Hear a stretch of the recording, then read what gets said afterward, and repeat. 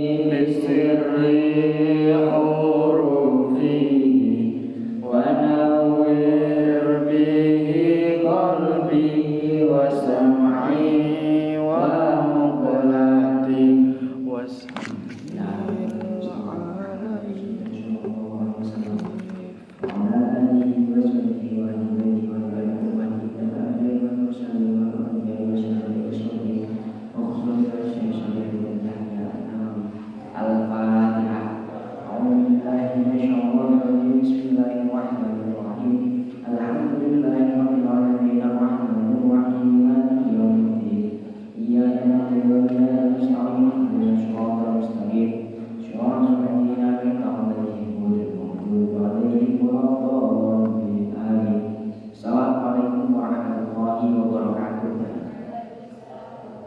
Bismillahirrahmanirrahim.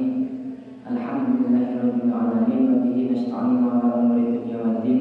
Wassalatu wassalamu ala asyrofil anbiya'i wal mursalin sayyidina wa maulana Muhammadin.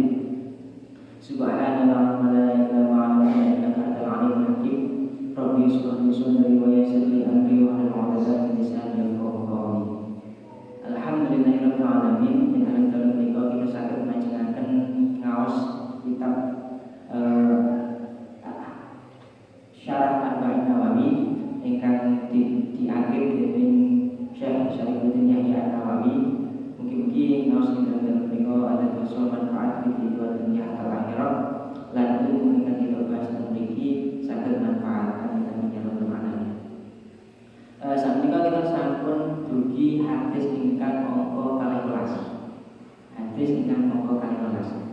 Bismillahirrahmanirrahim. Qala musannifur rahimahullahu ta'ala wa nafa'ana bihi wa bihi al-hadis utawi iku hadis at-taniya syaraka nomor 11. Iku an Abi Hurairah jinari kau saking Abi Hurairah radhiyallahu anhu ngridani sinten Allah Gusti Allah ta'ala maha sinten Allah an saking Abi Hurairah. Kala musdawu sinten Abi Hurairah. Kenapa kok musdawu? Karena terpulangnya adalah fi'il madi yang memiliki zaman madi, zaman yang sudah lampau. Karena lampau maka perlu istilah-istilah sudah, wis, telah dan lain sebagainya. Maka qala musdawu sinten Rasulullah kanjeng Rasul sallallahu alaihi wasallam. Rupanya mengatakan rupanya tahu min husnil islamil mar'i tarku malayakni. Min husnil islami iku setengah saking bagusnya Islam. Iku min husnil islamil mar'i iku setengah saking bagusnya Islami awal-awalan takuhu utawi ninggal mar'i barang layakni kang orang madaaken layakni kang orang maidai omongan ing mar'i. Hadis utawi iki hadis iku hasan. Hadis ini hadis hasan. Rawat riwayat Bu hadis soal Tirmidzi Imam Tirmidzi wa qali yang Tirmidzi ada kami mengenai redaksi hadis. Hadis ini menggunakan susunan mubtada muakhar khabar muqaddam. Khabarnya didahulukan dan mubtadanya diakhirkan. Ini terserah saja kalau kita membuat susunan kalimat mubtadanya diakhirkan atau khabarnya didahulukan itu sah-sah saja asalkan memenuhi syarat-syaratnya. Jadi keterangannya adalah dan salah satu dari bagusnya Islam seseorang itu adalah meninggalkan perkara yang tidak bermanfaat, meninggalkan perkara yang tidak berfaedah. Jadi orang-orang Islam itu yang memiliki sifat bagus itu salah satunya adalah meninggalkan kegiatan-kegiatan yang tidak bermanfaat, kegiatan-kegiatan yang tidak ada faedahnya. Itu merupakan salah satu bagusnya seorang muslim. Banyak contohnya, misal bermain-main yang terlalu berlebihan, mabar, Mobile Legend. Padahal ada pilihan lain selain Mobile Legend. Ketika waktu luang misalkan, itu ya ditinggalkan saja sebagai seorang muslim, sekedarnya saja. Itu merupakan salah satu kegiatan yang tidak bermanfaat, karena ada yang lebih bermanfaat dibanding itu. Pun dalam Al-Quran surat Al-Hadid mana? dunia ini la'ibun walahun. Dunia ini merupakan tempatnya bermain, tempatnya bersenda gurau.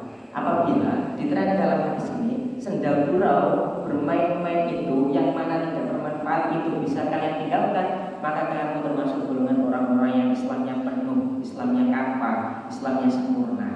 Karena sudah mengerti sejatinya saya berislam itu bagaimana, saya menyifati waktu-waktu saya itu bagaimana, seperti apa, itu sudah tahu.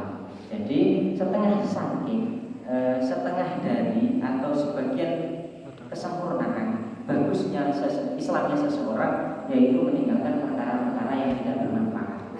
Apapun guys, kalau tidak bermanfaat tinggalkan. Karena itu merupakan salah satu ciri-ciri kita sebagai seorang Islam yang bagus, Islam yang sempurna. Husnul Islamil mar'i. Itu hadis yang ke-12. Al-hadisu utawi iki iku hadis akal salah sarana nomor 13. Hadis yang ke-13 iku an Abi Hamzah Anas bin Malik. Jinarta saking Abi Hamzah Anas bin Malik radhiyallahu anhu ridani sallallahu taala wa sallallahu anhu saking Abi Hamzah. Abi Hamzah utawi Abi Hamzah iku khadimur rasuli. Khadimur rasuli saya jadikan khobar maka dibaca apa saja. Utawi Hamzah utawi Anas bin Malik iku khadimur rasuli, dadi juru ladene Kanjeng Rasul sallallahu alaihi wasallam. Kanjeng Nabi saking Kanjeng Nabi sallallahu alaihi wasallam. Kala Rasul sinten Kanjeng Nabi, la yu'minu ora beriman, tidak beriman sapa ahadun salah siji sira kabeh hatta yuhibbu sehingga demenaken sapa ahad di akhihi maring saudarane ahad. Ma ing barang yuhibbu kang demenaken apa sapa ahad di nafsi maring awak dhewe ahad. Hadis yang ke-13 ini diriwayatkan oleh sahabat Anas bin Malik. Anas bin Malik ini merupakan khatibur Rasul, merupakan anak kecil yang sedari kecil itu langsung dipasrahkan di Kanjeng Nabi. Kasarane Anas bin Malik sejak kecil sudah mondok di Kanjeng Nabi. Ketika mondok sudah di apapun, jadi pelayan, jadi menyediakan makanan, menyediakan minuman, membersihkan pakaian dan seterusnya. Itu yang selalu dilakukan oleh sahabat Anas bin Malik. Sehingga maka tidak heran Anas bin Malik ini merupakan salah satu sahabat Nabi yang meriwayatkan hadis banyak. Jadi salah satu sahabat Nabi yang paling banyak meriwayatkan hadis itu ya Anas bin Malik. Beliau merupakan pelayannya Kanjeng Nabi. Ketika menjadi pelayannya Kanjeng Nabi, sahabat Anas ini mendengar bahwasanya Nabi pernah bersabda, tidaklah iman seseorang, kalian itu tidak termasuk golongan orang yang beriman sehingga kalian itu menyukai sahabatmu, saudaramu terhadap apa yang disukai olehmu. Menyukai sahabatmu terhadap apa yang disukai olehmu. Artinya ya, kita senang mangan roti. Ketika kita senang mangan roti, kita punya sahabat, punya teman, Mas Wafa misalnya, tak kei roti deh. Rono apa ya senang roti, atau apa gak senang tapi tak dia senang. Itu merupakan salah satu imannya seseorang. Jadi membuat orang di sekitar kita ikut bahagia, ikut suka. Itu salah satu ciri-ciri orang yang beriman. Bahkan redaksinya begini, la yu'minu ahadukum hatta yuhibba li akhihi ma yuhibbu li nafsihi. Tidaklah iman seseorang kecuali dia mampu membuat saudaranya suka terhadap apa yang disukainya. Saya senang jamaah misalkan. Ketika saya senang jamaah dan bisa membuat teman saya itu suka jamaah, itu merupakan salah satu tanda-tanda orang yang beriman.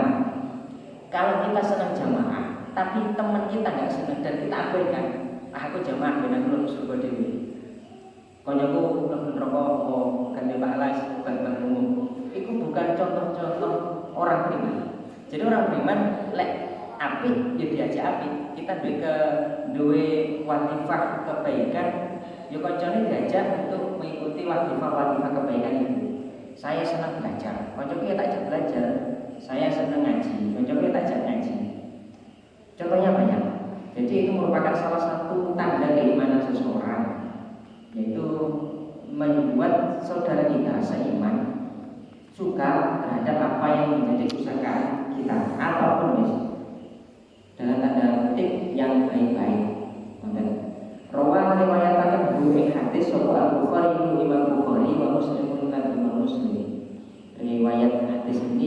sahih karena diriwayatkan oleh Imam Bukhari dan Imam Muslim.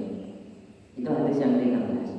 Al hadisu utawi iki iku hadis ar-rabi'a asyara kang nomor 14. Hadis yang ke-14 iku an Ibnu Mas'udin cinarita saking Ibnu Mas'ud radhiyallahu ta'ala anhu. Kala wis Ibnu Mas'ud rupane dawuh kala ngendika sinten Rasulullah kanjeng Rasul sallallahu alaihi wasallam. Rupane pengendikan la yahilu ora halal pedamu mri'it gedihe awak-awakan muslimin kang muslim sapa imrik illa bi hadat alasan kecuali 3 perkara, kecuali salah satu dari 3 perkara. Rupane at-tayyibu rondo azali kang zina wa nafsu lan awak-awakan bin nafsi sebab mateni awak-awakan kang meneh wa tariku lan wong kang ninggal lidinihi maring agamane tarik al-farriqu kang misae di jamaatin maring golongan ai Islam, maring golongan Islam. Rawan riwayat dari hadis soal Bukhari Imam Bukhari wa Muslim dan Imam Muslim. Hadis yang ke-14 ini diriwayatkan oleh sahabat Ibnu Mas'ud. Jadi Ibnu Mas'ud itu kemarin sudah jelaskan merupakan sahabat yang disabilitas, badannya itu kecil, kayak mohon maaf ucap gaban, kecil, nggak sampai 1 meter tubuhnya. Tapi kemana-mana selalu mengikuti kanjeng Nabi. Bahkan diriwayatkan ketika kanjeng Nabi bepergian, sandalnya itu yang membawakan Anas bin Malik. Ketika Nabi mau indah itu yang menyediakan tempat duduk dan aling-aling untuk mandi itu Anas bin Malik, Ibnu Mas'ud. Jadi sahabat Ibnu Mas'ud itu selalu bersama kanjeng Nabi ketika bepergian di mana-mana, membawakan sandal dan selalu menyediakan tempat duduk, tempat istirahat, tempat mandinya kanjeng Nabi. Itu meskipun kecil tapi derajatnya sangat mulia. Bahkan dalam satu riwayat adalah Ibnu Mas'ud itu merupakan salah satu sahabat yang dijamin masuk surga tanpa hisab, plus bertiket eksklusif untuk masuk surga. Anas bin Ibnu Mas'ud ini pernah mendengar kalau Nabi Muhammad pernah bersabda, tidak halal darahnya seseorang muslim kecuali salah satu dari 3 perkara. Apa saja? Yaitu janda yang melakukan zina. Yang kedua adalah seseorang yang membunuh seseorang yang lain tanpa sebab. Yang ketiga adalah seseorang yang meninggalkan agamanya dan dia memusuhi agama tersebut, memusuhi agama Islam. Jadi orang murtad yang memusuhi agama Islam itu boleh dibunuh. Kalau dalam redaksi hadis ini, kita tidak boleh membunuh seseorang tanpa kecuali 3 jenis manusia. Jadi kalau ada rondo itu dirapi gak gelem tapi malah milih zina, itu kalau sesuai hadis ini boleh dibunuh, boleh halal darahnya. Terus ada seseorang yang hobinya gimana ya kok tanpa sebab, wah aku hobinya membunuh orang, menghilangkan nyawa seseorang, pembunuh bayaran, itu boleh dibunuh, boleh di halal darahnya. Atau orang yang murtad kemudian memusuhi agama Islam, agama yang ditinggalkan, itu halal darahnya. Hadis ini keren pokoknya, tapi nggak boleh ojo ngelakoni itu. Meskipun dalam hadis, dalam syariat Islam orang yang melakukan hal-hal tersebut itu halal darahnya, di sisi lain kita hidup di negara hukum. Negara Indonesia itu merupakan negara hukum dan semuanya itu diatur oleh hukum. Kita nggak boleh semata-mata saya menegakkan syariat Islam. Orang ini sudah melakukan zina terang-terangan di depan saya, karena saya ingin dan tidak ingin mengulangi hal tersebut, maka saya bunuh saja. Dengan alasan tersebut kita nggak boleh, kita dipenjara, nanti kita kena pasal pembunuhan. Ya boleh. Jadi meskipun dalam syariat diatur sedemikian rupa, dalam aturan lain itu kita nggak boleh. Jadi halal darahnya orang yang rondo yang suka zina, atau duda yang suka zina, terus orang yang membunuh tanpa sebab, kemudian orang yang meninggalkan agama, yang murtad, yang memusuhi agama yang ditinggalkan, itu halal darahnya sesuai hadis ini. Dan hadis ini sahih karena diriwayatkan oleh Imam Bukhari dan Imam Muslim. Itu hadis yang ke-14.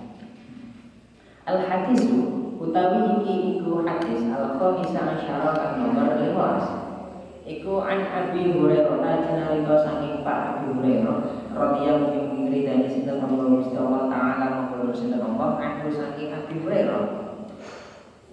Rupane hadis anna Rasulullah saat temene Kanjeng Rasul sallallahu alaihi wasallam iku kula dawuh sinten Nabi. Anna ini merupakan amil nawasi yang merusak susunan mutatabiban. Penggaweannya anna atau penggaweannya amil nawasi itu merusak hubungan antara mutatabiban. Awalnya mutatabiban itu rofa semuanya sejalan seirama. Ketika kehadiran anna iku rusak wis. Anna Rasulullah sallallahu alaihi wasallam qala tangsibul isma wa tarfa'ul khabar yang semulanya tarfa'ul isma wa tarfa'ul khabar jadi tangsibul isma wa tarfa'ul khabar katanya setelahnya dirubah oleh orang ketiga yakni anna oleh pelakor anna.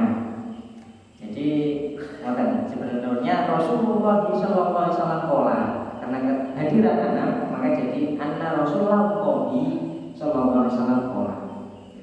Rupane hadis man utawi sapane wong iku kana ana sapa man ana iku yu'minu iman sapa man billahi kelawan Allah wal yaumil akhir lan dina akhir fal yaqul mongko becik ngomong sapa man khairan ing baik ing kebagusan alias pun utawa becik menang sapa man. Waman utawi sapane wong iku kana ana sapa man ana iku yu'minu iman sapa man billahi kelawan Allah wal yaumil akhir lan dina akhir fal yukrim mongko becik mulya temen sapa man jaro ing temene man. Waman utawi sapane wong iku kana ana sapa man ana iku yu'minu iman sapa man billahi kelawan Allah wal yaumil akhir lan dina akhir fal yukrim mongko becik mulya sapa man bae paku ing tamune man ing daya man. Rawat riwayat dari hadis soal Bukhari, Imam Bukhari, Imam Muslim dan Imam Muslim. Hadis yang ke-15 ini diriwayatkan oleh Abi Hurairah. Redaksinya, barang siapa yang beriman kepada Allah dan hari akhir, maka harus berkata baik. Dan kalau tidak bisa berkata baik, menengahi. Auliyasmu, diam saja. Terus barang siapa ada seseorang yang beriman kepada Allah dan hari akhir, maka hendaknya dia memuliakan tetangganya. Terus barang siapa yang beriman kepada Allah dan hari akhir, maka hendaknya dia memuliakan tamunya. Jadi ada 3 hal yang diajarkan dalam hadis ini terkait hubungan kita antar manusia, hablum minan nas, hubungan kita terhadap manusia. Kalau kita iman kepada Allah dan hari akhir, hendaknya kita berkata baik. Berkata baik itu macam-macam, tidak mengadu domba, gak misuan, gak berkata elek. Kalau tidak bisa menjaga perkataan-perkataan tersebut, maka lebih baik diam saja. Padahal sekarang fenomena yang terjadi ibu-ibu, rata-rata ibu-ibu ketika kumpul-kumpul, mas lanang-lanang juga sih bapak. Ketika kumpul-kumpul itu senengnya gibah, senengnya ngomongnya elek aja. Wow, apa lu? Mari tuku pentol, aku lagi kayak padahal duitnya lo, oke. Di istimewanya elek kabeh. Padahal dinane kan wis tak kei lho. Aku dulu ora dikei meneng malah golek kanca liya.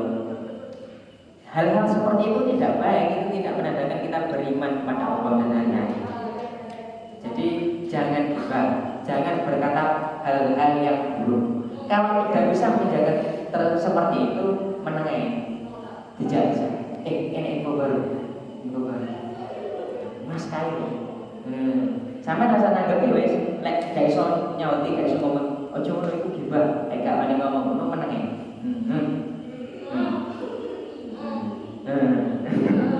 Ngoten mawon. Karena itu merupakan salah satu tanda kita beriman kepada Allah dan hari akhir. Ngoten. Terus pembelajaran yang kedua adalah barang siapa kita beriman kepada Allah dan hari akhir, hendaknya kita memuliakan tangga. Tanggane akhir ini dimulyani. Gak dielek-elek, kan rame to di TikTok, di Instagram, di Twitter. Wah, tanggoku tukang rasanya gini-gini. Ya cukup. Ojo gampang nyane tanggo. Jadi dimuliakan saja. Woi paling pas gila, paling pas berhusnuzon saja terhadap tetangga. Kalau kita ada acara, tanggone ya juga diteri sego, diteri berkah, itu merupakan salah satu bukti kita memuliakan tetangga, memuliakan tetangga. Jadi kalau kita beriman kepada Allah dari akhir, hendaknya kita itu memuliakan tetangga. Caranya banyak. Ketika lewat di depan rumahnya, ketika bertemu salaman, ketika berpapasan menyapa dan seterusnya. Itu banyak cara untuk memuliakan tetangga. Terus yang terakhir, orang yang beriman kepada Allah dan hari akhir itu memuliakan tamunya, Bahkan ini ada banyak kisah, ada banyak riwayat bahwasanya kalau ada sesuatu tamu datang ke rumah, hendaknya kita sebagai tuan rumah itu menyuguhkan apapun yang kita punya. Dunia roti ya diberi roti, dunia susu dikasih susu, dunia teh dikasih teh, dunia jambu dikasih jambu, dunia sopa ya kayak ini. Bahkan kalau sampai dia hendak menginap, kita ya harus menyediakan tempat tidur sampai 3 hari. Jadi kewajiban kita itu menyediakan tetangga itu sampai 3 hari. Setelah itu ya terserah ya, tidak dilayani sesuai kayak di awal-awal nggak apa-apa. Itu jadi kita patut memuliakan tamu. Jadi ada tamu ya di semangatnya moga pinara perlu nopo wajib nopo perlu teh nopo kopi, terserah. Maka itu caranya setiap daerah, setiap tempat itu piyambak-piyambak. Yang jelas kalau ada tamu kita hendaknya memuliakan, karena itu merupakan salah satu bukti kita beriman kepada Allah dan hari akhir. Niku keterangan hadis ingkang koko gangsal welas. Al hadis utawi iku hadis asal bisa syarat nomor 11. Iku an Abi Hurairah cinarita saking Pak Abu Hurairah radhiyallahu anhu dan sedang membawa istilah ta'ala menurut sedang Allah anu saking Abu Hurairah.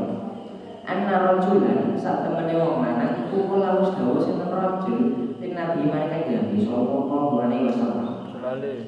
Ausini paring wasiat Tuhan ing ingsun wahai Rasulullah, wasiatilah saya wahai Rasulullah. Kala mongko jawab sapa Kanjeng Rasul, mongko paring wasiat sapa Kanjeng Rasul. Lantal hukum ojo muring-muring sapa sira. Parat dada mongko baleni sapa Kanjeng Rasul. Parat dada mongko nuli baleni sapa rajul piroron lawan ambaran kang meneh. Ya kok langsung jawab sapa Kanjeng Nabi, la takdzub, jangan marah-marah. Rajul jangan marah-marah. Rawat riwayatkan dari hadis Sahih Bukhari Imam Bukhari. Jadi hadis yang ke-16 ini diriwayatkan oleh Abu Hurairah Bukhari.